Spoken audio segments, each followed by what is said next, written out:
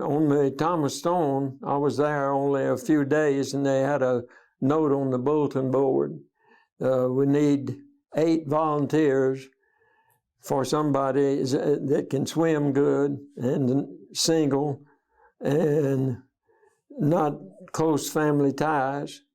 And so I volunteered and was accepted, and they sent me to Little Creek, Virginia. And they said, "You're now an amphibious scout." They gave me a pair of swim trunks and a knife and scabbard, and that was the equipment that we had at that time. And we trained day and night, trying to get onto a beach without being detected or anything. There was 2 crews, 4 in each crew, 4 enlisted men in each crew, and an officer with each one, the best I can recall. One crew, I don't know where the other crew went, what happened to them or anything, but my record indicates it was amphibious scouts. And I don't know any of them, except there was one guy in the other 4 other crew. His name was Kay, and he was a ballet dancer from Chicago, Illinois.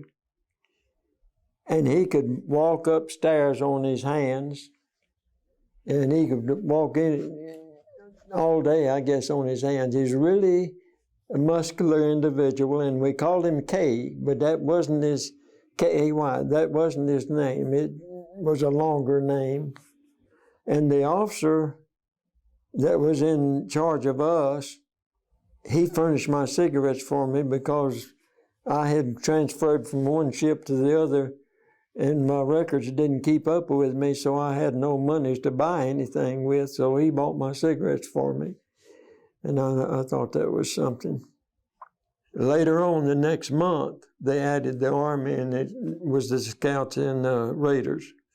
And that's what it is today. And somewhere or other, it was the front runner of today's SEALs. Of course, you had underwater demolition and the frogmen, and was part of the SEALs also.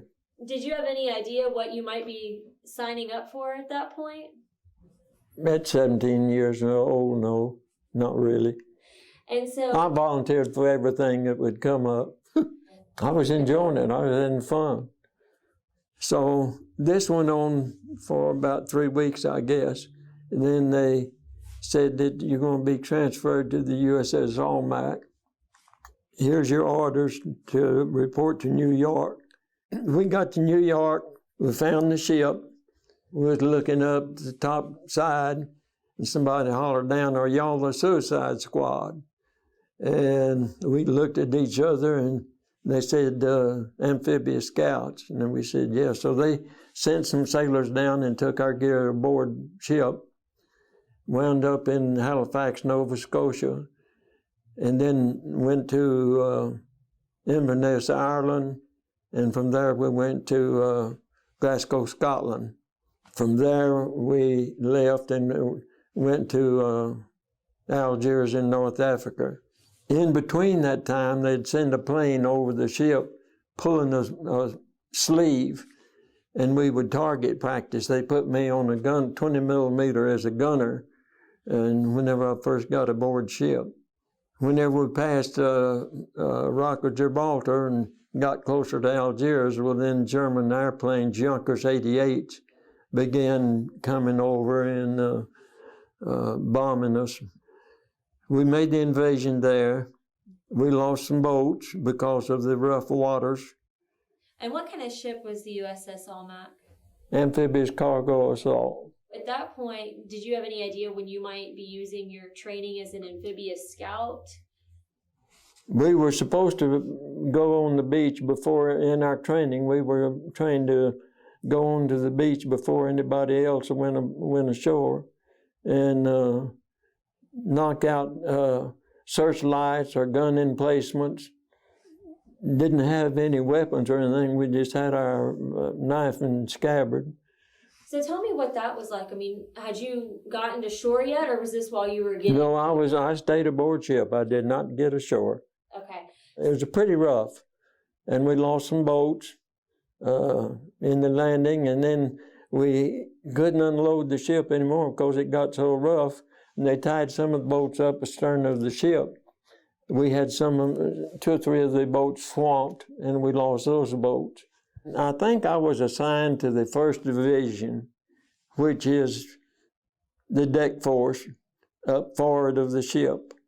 We had 3 hatches, and on each one of those hatches, we would put some LCMs on top of those hatches, and inside the LCMs, we'd put LCVPs.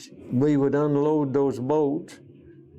They had crews that would get in the boats, and then they'd take the Army personnel or Marines or whatever ashore.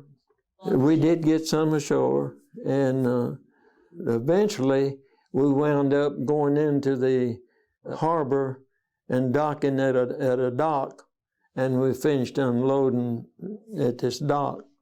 Were you still being bombed at this point? Periodically. Whenever the airplanes would come over, whatever I was working or doing, I would have to quit and go to general quarters and man my gun.